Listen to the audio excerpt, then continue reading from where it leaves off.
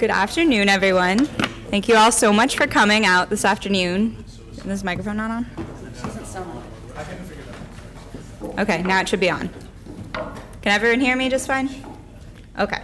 Thank you all so much for coming out tonight to our little teach-in about what's been going on with Northeastern SJP.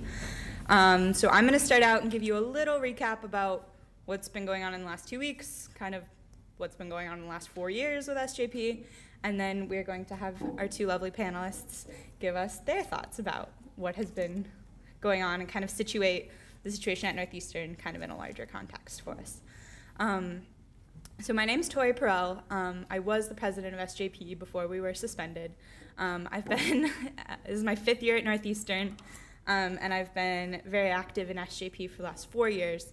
So I've really come to witness the history of repression of SJP at Northeastern, and I can tell you that this is not a new phenomenon. Ever since the group was trying to get off the ground, we've faced unnecessary obstacles and differing treatment from the administration, as well as pressure and intimidation from outside groups trying to limit our activities. Back several years ago, when we would invite certain speakers who were deemed to be controversial, for example, Norman Finkelstein, our events would be picketed. People would be threatened as they were walking into the events. We would have to keep our speakers in different rooms so that they wouldn't be blocked from entering. In one particular event, a group of 50 people wearing Israeli flags as capes sat around the floor of the podium while Norman Finkelstein tried to deliver a lecture, standing up and sitting down every time he said the word Israel. And there was never any consequences for these sorts of disruptions of our pre-planned events. However, whenever we attempt to do actions on campus, for example, the first year we did Israeli Apartheid Week, we built a mock apartheid wall. We went through all the appropriate steps. We received a permit for an outdoor art installation. We had planned a great event co-sponsored with the Latin American Student Organization to raise awareness about how the wall in Palestine continues ethnic cleansing, and the wall along the US-Mexico border does equal social violence to families in that region. But students attending, trying to present this message on campus, were threatened with arrest from Northeastern police officers, even though they had all the correct permits. And in subsequent years, when we tried to do this action again, we were simply denied the permits altogether and never allowed to have this event proceed. We faced all kinds of bureaucratic obstacles when we try to plan events. Our funding is looked at under a microscope. We're not given the same funding that other student groups are given. Our events have been canceled at the last minute with no explanation, as well as in the last few years, we've been facing disciplinary action for some of our activities. For example, last spring, when a delegation of Israeli Defense Force soldiers came to speak at campus, a group of us decided that we would silently walk out of their talk in protest. We did so successfully, interrupting the talk for no more than 30 seconds or so, but the next day, all of our events were canceled. We were placed on probation and accused of a litany of charges. We were eventually found not responsible for most of the charges except violating the university's demonstration policy, which requires 7 days advance notice of any sort of protest, which apparently a silent walkout is included in. We were placed on probation for 6 months at the end of 2013. We were required to draft a civility statement, which is an unprecedented requirement for any student group. Basically, it was a document that the university wanted to have so that they could use it against us in the future if we attempted to use our free speech rights on campus. We wrote us a statement that asserted our First Amendment rights, including on campus, but didn't surrender any of them. This apparently was not acceptable to the university. Although we'd returned to good standing at the beginning of this year, when we undertook the action to place mock eviction notices in student dormitories, which are simple slips of paper that say eviction notice at the top, but then go on to explain the statistics of Israeli home demolitions in the occupied West Bank and the statistics of how many homes that Israel has bulldozed based solely on the occupant's ethnicity since 1967. citing Israeli human rights organization sources. The university promptly suspended us. However, not after unleashing the police departments on us, calling us on our private cell phones, visiting students in their dorm rooms unannounced, attempting to interrogate students. There's a distinctly racist nature of these interrogations as well. Students with Arab and Muslim names were targeted first. The only students to individually receive disciplinary notices were young women of color. And this kind of brings us to where we are today. So on March 7th was when we received our suspension notice, and a few days later was when the students were informed of their disciplinary sanctions.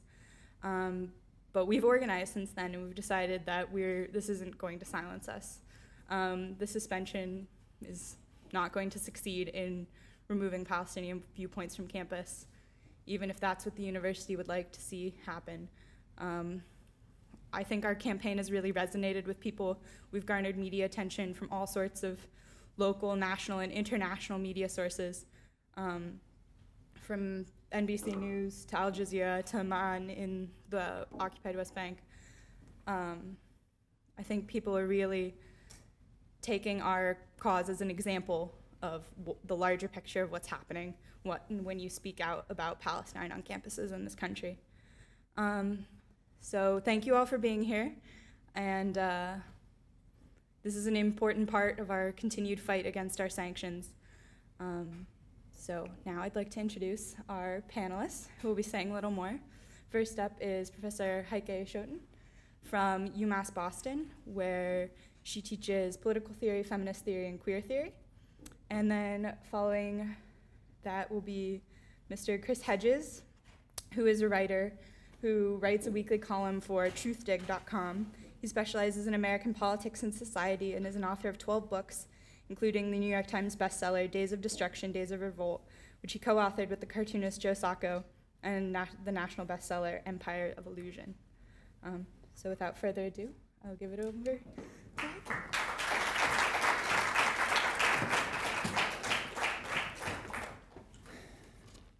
Thanks, Tori, for that history. That was really useful, When was SJP formed at Northeastern? 5 years ago, so 2009. And does that, so 5 years ago in 2009, and does that synchronize with when the campaign by these outside groups started? No, it was shortly after that. Shortly after that. When we became more active. Yeah, yeah. Great, okay, thanks. That's really, yeah, I was at that Norman Finkelstein event where all the students were there, and there were all of these just really lovely Northeastern SJP members who were absolutely terrified by what was going on. It was intense. So hi, everybody. My name is Heike Schoten. I'm Associate Professor of Political Science at the University of Massachusetts, Boston, as Tori mentioned. I have served as the faculty advisor for my own campus's SJP, and I've also worked with students here in the SJP organization here as well. I was asked to say a few words today about academic freedom and its importance, and since this is a teach-in, and since I'm a teacher, I thought I would do some teaching, just do a little bit of teaching about academic freedom and what it means for our campuses. I hope that doesn't mean everyone wants to go to sleep. Academic freedom has become an important topic of late, especially in light of the American Studies Association's recent decision to uphold the academic boycott of Israeli universities. The ensuing controversy over this decision actually underscores an important point about academic freedom in the United States. Namely, and this is under-acknowledged, it has by and large been considered a prerogative of faculty, not students. The defining documents on the subject, which you can find pretty easily at the website of the American Association of University Professors, are univocal on this issue, namely that academic freedom protects the full freedom of faculty to teach on subjects they deem important, to assign what they deem relevant in their syllabi, and to pursue research they deem valuable to the production of knowledge. It's actually, I found this very interesting when I discovered it myself, because teachers are actually just advanced students, okay? It was shocking to me to discover that it was not until the controversies about hate speech and the development of speech codes on campuses that the issue of academic freedom for students became an issue. And in 1994, the AAUP, the American Association of University Professors, issued a statement about academic freedom that applied to students as well. So this document in 1994, which is entitled On Freedom of Expression on Campus Speech Codes, states, quote, "On a campus that is free and open, no idea can be banned or forbidden. No viewpoint or message may be deemed so hateful or disturbing that it may not be expressed," unquote. It concludes by asserting at the end, quote, "Free speech is not simply an aspect of the educational enterprise to be weighed against other desirable ends. It is the very precondition of academic enterprise itself," unquote. Now, I think the fact that this document is released in the wake of the discussions about hate speech and speech codes is significant, because I think discussions about academic freedom, like discussions about free speech, while important, can also be problematic. They tend to ignore entrenched power imbalances that impede any seemingly free exchange of ideas among ostensible equals. So, for example, there's a big difference between, say, an economics professor, someone who teaches in a discipline that has quite a bit of mainstream respect, credibility, and market value. Economists are paid a lot. So the big difference between an economics professor arguing in a classroom, for example, or in his or her research that IQ varies by race, on the one hand, and say an Africana studies professor, who also an academic, but who is in a much more marginal field, in a dissident field, a field that had to fight to actually exist as a field, who argues, say, in their classroom, in their research, for reparations for slavery. Okay, now in the academy at least, both of these are controversial positions. Okay, but the first makes a controversial argument from a position of greater status that reinforces existing patterns of racist hierarchy. The second makes a controversial argument from a position of marginality in favor of disrupting and rectifying existing patterns of racist hierarchy. This is not to say that one of these arguments is wrong and the other is right, but it is to say that any neutral advocacy of academic freedom or free speech that does not take existing inequalities of power into account will actually hinder free expression, because it will reproduce inequalities rather than challenging them. So let's take the example of Northeastern University, where we all are right now, and apply the AAUP's principle of academic freedom, and in the process also take into consideration this issue of existing power hierarchies. Now, if we stick to the letter of the AAUP statement, Northeastern's decision to suspend SJP is blatantly wrong. As the students have amply demonstrated, it's all on their website, it's brilliant actually, the violations of student conduct policy with which they have been charged range from flimsy to baseless. Even if they were true, the suspension would still be outrageous. To suspend a student organization for posting flyers in unapproved places or staging unremarkable demonstrations with imperfect university pre-approval is like giving people probation for littering. To suspend a particular student organization for doing so, when similar behavior by any other organization, as Tori mentioned earlier, merits no sanctions at all, is like giving only certain people probation for littering, right? This suspension, in other words, is a transparently political targeting of SJP in a barely disguised attempt to silence them. Now let's add in the power analysis I was talking about before. As it turns out, it's no accident that, of all the student groups on campus, Northeastern has shut down SJP. Like so many other universities across the country, it is responding to pressure from alumni and other donors who want to silence criticism of Israel on campus. Keep in mind as well, beyond Northeastern, the climate of discussion about Israel in the United States. Criticizing Israel is a difficult task for anyone who undertakes it. I think our next speaker might be addressing that issue. Most people don't actually criticize Israel because they're terrified of being called anti-Semitic. Faculty across the country have lost their jobs for doing it. Others have been the targets of deliberate bullying and intimidation campaigns. Meanwhile, to take an even larger view, in Washington, politicians of every political stripe know to toe the party line when it comes to Israel, and that failing to do so will cost them the next election. That's because of the powerful Israel lobby, otherwise known as Apax, which ranks with the NRA as the most influential lobbying organization in the country. Then, of course, there's the power imbalance in Israel-Palestine itself. On the one side, an established nation state with hundreds of nuclear weapons, one of the most powerful armies in the world, and a close alliance with the world's lone superpower, the United States. On the other side, a stateless people, most of them refugees, many still living in refugee camps, militarily occupied in the West Bank, hemmed in by a relentless, almost decade-long siege in Gaza, segregated by Jim Crow-like policies of second-class citizenship inside Israel itself, and overall, without an army, a state apparatus, a functioning economy, and largely dependent on foreign aid for survival. All this means that SJP's suspension is an outrage, not only because it limits students' right to free expression. It is also an outrage because it reinforces the existing power hierarchy wherein the Israeli state, the Israel lobby, and pro-Israel alumni and donors are once again dominating Palestinians, those in solidarity with Palestinians, and students for justice in Palestine.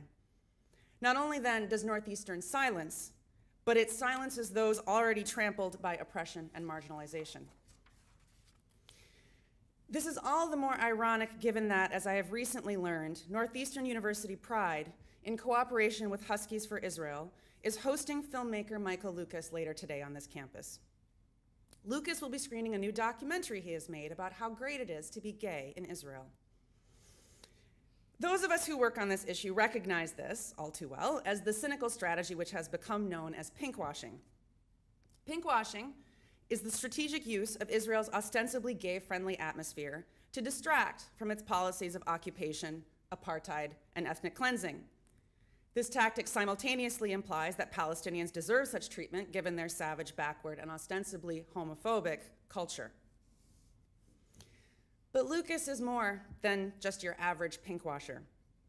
In 2009, he made an adult film called Men in Israel, which featured sex scenes filmed amidst the ruins of a destroyed Palestinian village. He has stated unequivocally that he, quote, hates Muslims, and has called Islam a horrible religion and, quote, a plague. Demonstrating his profound need for a teaching of his own, Lucas declares that Muslims, quote, have been stuck in time since the 7th century, that they, quote, have not contributed to civilization in any way, and that the only thing they produce is, quote unquote, carpets, which he characterizes as their primary means of travel. I actually don't know what to make of that sentence. He nevertheless insists that he is not racist because his major concern is with religion. Thus, it is a big relief to know that he similarly espouses anti-Semitic views. For example, Lucas has called the Orthodox Jewish communities in Israel, quote, the anal warts on the body of Israeli society, unquote. He has also called them, quote, vermin, and, quote, the Hasidic scourge. Now, imagine just for a minute if this nice young person here, as part of SJP, had invited a filmmaker to campus who had made porn on the site of a Jewish massacre, or who had made similarly racist statements about Muslims and Jews. Do you have any doubt that there would be a massive outcry on this campus and beyond? That is how we know there is a power imbalance at work here, and thus that this issue is not simply about free speech, although it is about this too, but about the silencing and marginalization of Palestinian people and anyone who stands in solidarity with them, or even more minimally, is just simply critical of actions taken by the Israeli state. From what it sounds like, and what it seems to me, pro-Israel groups have complete latitude on this campus. SJP needs to get its flyers stamped. But then again, perhaps it's not so surprising that Northeastern Pride is hosting Lucas, for he acts just like the pro-Israel donors the president of this campus is apparently listening to. In 2011, Lucas threatened to withdraw his substantial financial support from New York City's LGBT Center if it hosted events and meetings organized by the group Queers Against Israeli Apartheid. The center complied, temporarily banning not just this group, but any discussion of Israel-Palestine from taking place at the center at all. After a huge pushback that lasted more than 2 years, the center finally relented and reversed this ban. Perhaps they recognized how disgusting it is when one marginalized and oppressed group of folks turns its back on another in the name of neoliberal appeasement of big bully donors. It is unclear if the administration of Northeastern University will similarly come to its senses and realize the enormous gravity of what they have done and their disgusting complicity not only with censorship, but with oppression and inequality. As Tori said today, to echo her words, we are here today to let them know that this decision is not going down without a fight.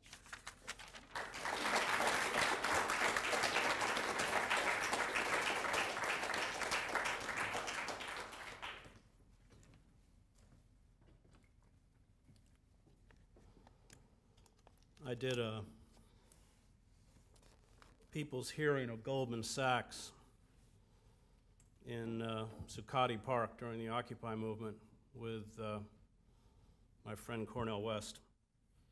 And we went in a day early, Cornel and I, and spent many hours with the organizers planning the event. We had school teachers that had been laid off and single mothers that had been evicted from their homes. And then Cornel and I went out to dinner, and we sat at the table, and the first thing Cornel said was, "Where are all these so-called intellectuals?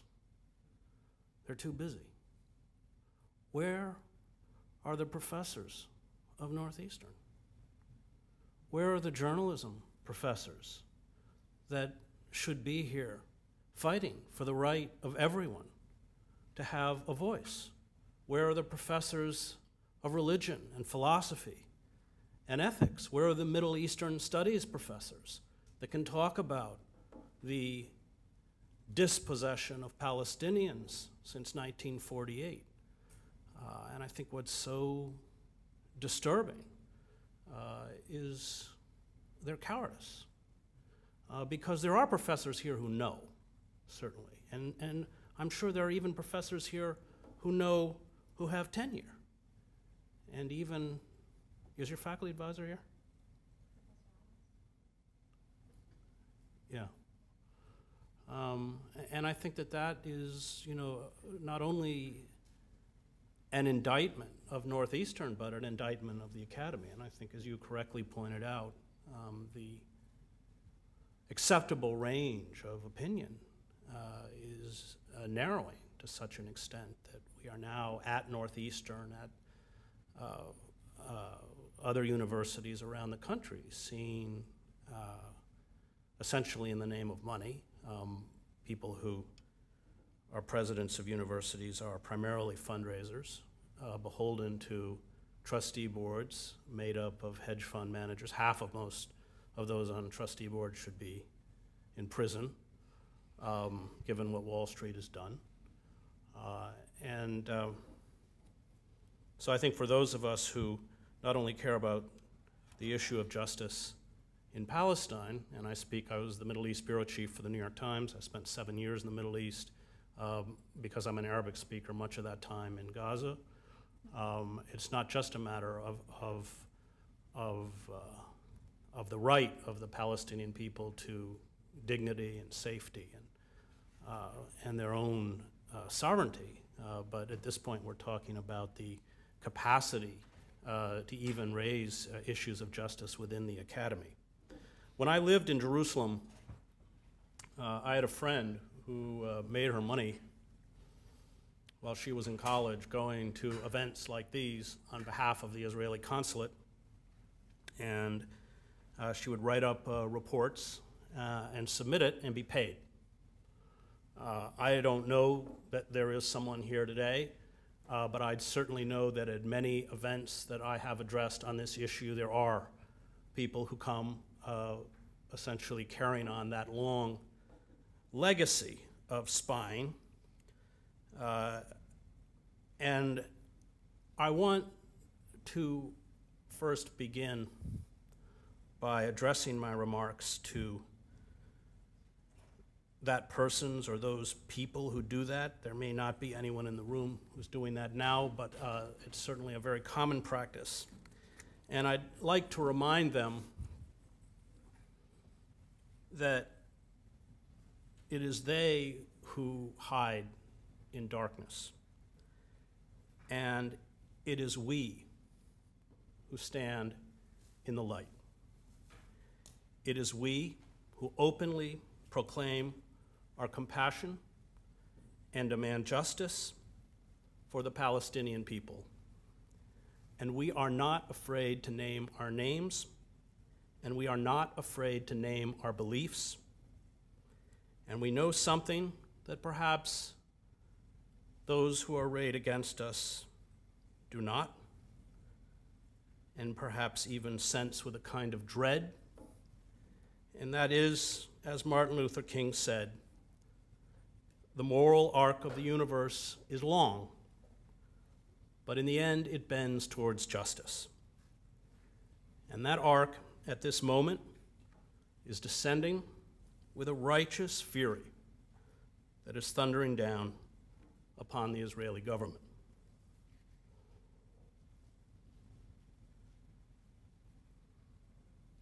They may have the bulldozers, the planes, the helicopters that smash houses to rubble, the commandos who descend from ropes on ships and kill unarmed civilians on high seas as well as in Gaza, the vast power of the state behind them. We have only our hands and our hearts and our voices. But note this, and note this well. It is they who are afraid of us. We are not afraid of them. We will keep working and praying, keep protesting and denouncing, keep pushing against their navy and their army, whether there are attempts to ban or silence us or not.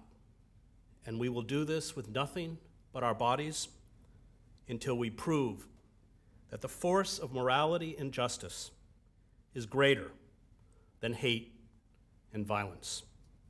And then, when that day comes, when there is freedom for Palestinians and for Israelis, we will forgive them. We will ask them to break bread with us, and we will bless their children, even if they did not find it in their heart to bless the children of those they occupied. And maybe it is this forgiveness.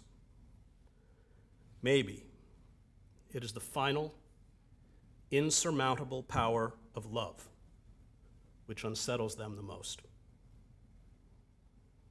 So this afternoon, a day when some seek to name names and others seek to hide names, I want to do some naming. I want to call things by their proper names. I want to cut through the jargon and the euphemisms we use to mask human suffering and war crimes. Closures mean heavily armed soldiers who ring Palestinian ghettos, deny those trapped inside food or basic amenities, including toys, razors, chocolate, fishing rods, and even musical instruments, and carry out a brutal policy of collective punishment, which is a crime under international law. Disputed land means land stolen from the Palestinians. Clashes means almost always the killing or wounding of unarmed Palestinians, including children. Jewish neighborhoods in the West Bank means fortress-like compounds that serve as military outposts in the campaign of ethnic cleansing of Palestinians. Targeted assassinations mean extrajudicial murder. Airstrikes on militant bomb-making posts mean the dropping of huge iron fragmentation bombs from fighter jets on densely crowded neighborhoods that always leave scores of dead and wounded, whose only contact with a bomb was the one manufactured in the United States and given to the Israeli Air Force as part of our complicity in the occupation. The peace process means the cynical, one-way route to the crushing of the Palestinians as a people. These are some names. There are others. Dr. Izzeldin Abu Lesh in the late afternoon of January 16th, 2009, had a pair of Israeli tank shells rip through a bedroom in his Gaza apartment, killing 3 of his daughters, Besen, Mayar, and Aya, along with a niece, Noor. I have the right to feel angry, said Abu Lesh, but I ask, is this the right way? So many people were expecting me to hate. My answer to them is, I shall not hate. Whom to hate? Asked the gynecologist, who was born a Palestinian refugee and raised in poverty. My Israeli friends, my Israeli colleagues, the Israeli babies I have delivered.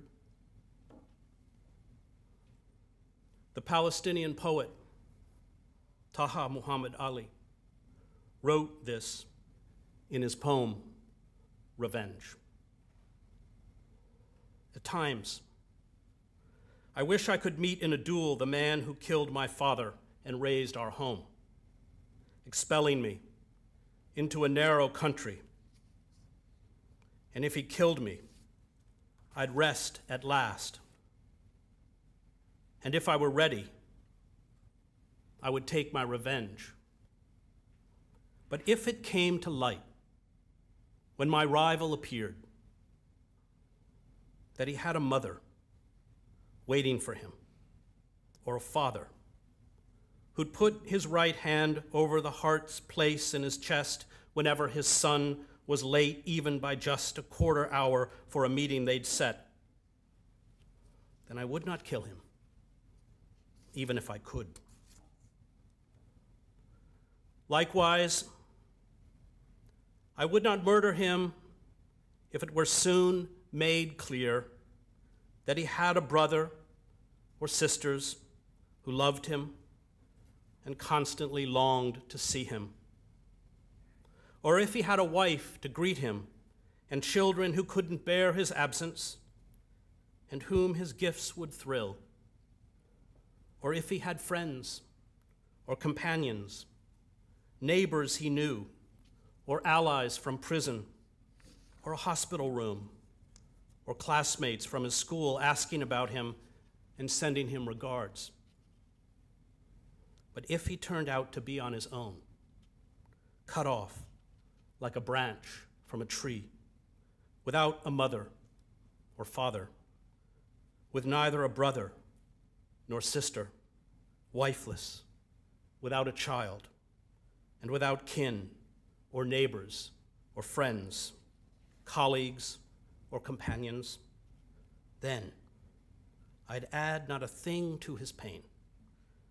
Within that aloneness, not the torment of death and not the sorrow of passing away.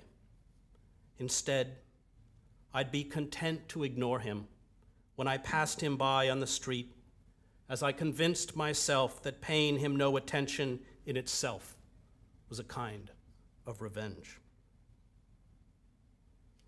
And if these words are what it means to be a Muslim, and I believe it does, name me too a Muslim, a follower of the Prophet, peace be upon him.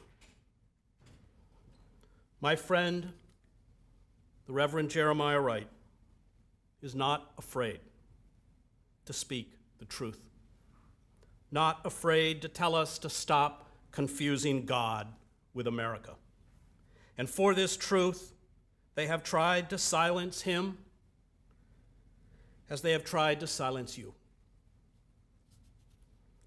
We bombed Hiroshima, we bombed Nagasaki, and we nuked far more than the thousands killed in New York and the Pentagon, and we never batted an eye, Reverend Wright said. We have supported state terrorism against the Palestinians and the black South Africans. And now we are indignant because the stuff we have done overseas is now brought right back into our own front yards. America's chickens are coming home to roost. Or the words of Edward Said, which someone needs to engrave on the walls of this university. Nothing, in my view, is more reprehensible than those habits of mind, the intellectual, that induce avoidance. That characteristic turning away from a difficult and principled position, which you know to be the right one, but which you decide not to take. You do not want to appear too political. You are afraid of seeming controversial. You want to keep a reputation for being balanced, objective, moderate. Your hope is to be asked back, to consult, to be on a board or a prestigious committee, and so to remain within the responsible mainstream. Someday you hope to get an honorary degree, a big prize, perhaps even an ambassadorship. For an intellectual, these habits of mind are corrupting par excellence. If anything can denature, neutralize, and finally kill a passionate intellectual life, it is the internalization of such habits. Personally, I have encountered them in one of the toughest of all contemporary issues, Palestine, where fear of speaking out about one of the greatest injustices in modern history has hobbled, blinkered, muzzled many who know the truth and are in a position to serve it. For despite the abuse and vilification that any outspoken supporter of Palestinian rights and self-determination earns for him or herself, the truth deserves to be spoken, represented by an unafraid and compassionate intellectual. And some of the last words of Rachel Corrie to her parents. I'm witnessing this chronic, insidious genocide, and I'm really scared and questioning my fundamental belief in the goodness of human nature. This has to stop. I think it is a good idea for us to drop everything and devote our lives to making this stop. I don't think it's an extremist thing to do anymore. I still really want to dance around a Pat Benatar and have boyfriends and make comics for my coworkers, but I also want this to stop. Disbelief and horror is what I feel. Disappointment. I am disappointed that this is the base reality of our world and that we, in fact, participate in it. This is not at all what I asked for when I came into this world. This is not at all what the people here asked for when they came into this world. This is not the world you and Dad wanted me to come into when you decided to have me. This is not what I meant when I looked at Capitol Lake and said, this is the wide world and I'm coming to it. I did not mean that I was coming into a world where I could live a comfortable life and possibly with no effort at all, exist in complete unawareness of my participation in genocide. More big explosions in the distance outside. When I come back from Palestine, I probably will have nightmares and constantly feel guilty for not being here. But I can channel that into more work. Coming here is one of the better things I've ever done. So when I sound crazy, or if the Israeli military should break with their racist tendency not to injure white people, please pin the reason squarely on the fact that I am in the midst of a genocide, which I am also indirectly supporting, and for which my government is largely responsible. And if this is what it means to be a Christian, and I believe it does, to speak in the voice of Jeremiah Wright, Edward Said, or Rachel Corrie, to remember and take upon us the pain and injustice of others, then name me a Christian, a follower of Jesus Christ. And what of the long line of Jewish prophets that run from Jeremiah, Isaiah, and Amos to Hannah Arendt? who reminded the world when the state of Israel was founded that the injustice meted out to Jews could not be rectified by an injustice meted out to the Palestinians. What of our own Jewish prophets? Noam Chomsky, Norman Finkelstein, outcasts like all prophets. What of Uri Avneri, or the Israeli poet Aharon Shabtai, who writes in his poem Ripon, the Polish town his father escaped from during the pogroms, these words: